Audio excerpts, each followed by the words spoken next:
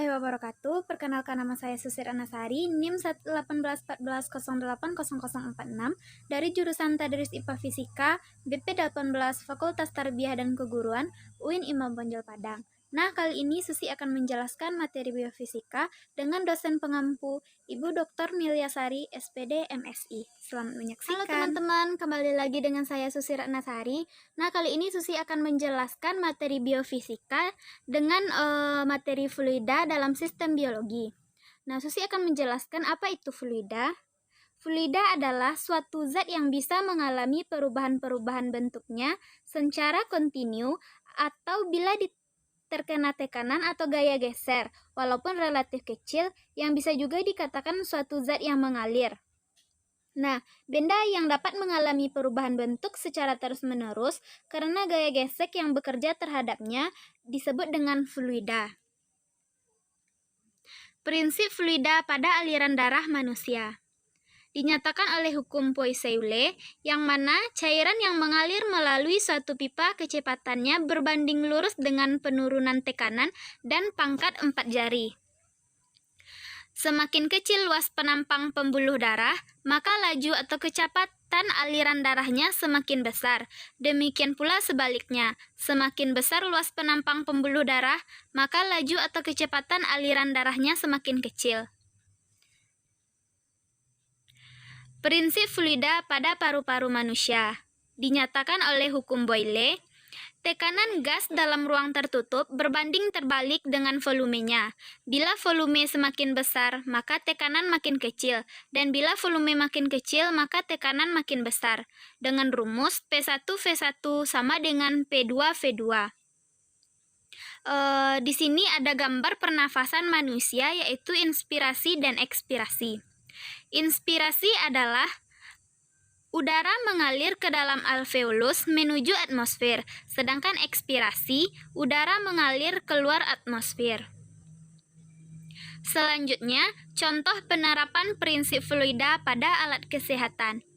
Yang pertama ada sphygmomanometer atau alat untuk mengukur tensi. Yang kedua ada tonometer untuk pengecekan mata dan sistometer. Materi selanjutnya yaitu kontinuitas pada ikan sumpit atau ikan pemanah.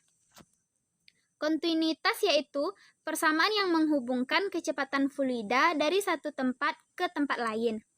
Cara kerja ikan sumpit yang pertama, air dimasukkan ke dalam mulut dan disimpan di dekat insang. Yang kedua, air yang berada dalam mulut kemudian diluncurkan dengan menekan insang. Nah, air yang akan mengalir melewati saluran di rongga mulutnya. Kemudian, lidah ikan yang berfungsi sebagai katup akan melesatkan air dengan kuat menuju target.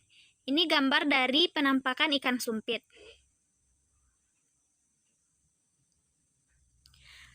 Selanjutnya, penerapan prinsip fluida pada burung. Ini ada gambar dari sebuah kepakan burung atau gaya burung. Yang pertama, ada drag force, yaitu gaya hambat udara. Gaya ini berasal dari tumbukan molekul-molekul udara dengan tubuh burung.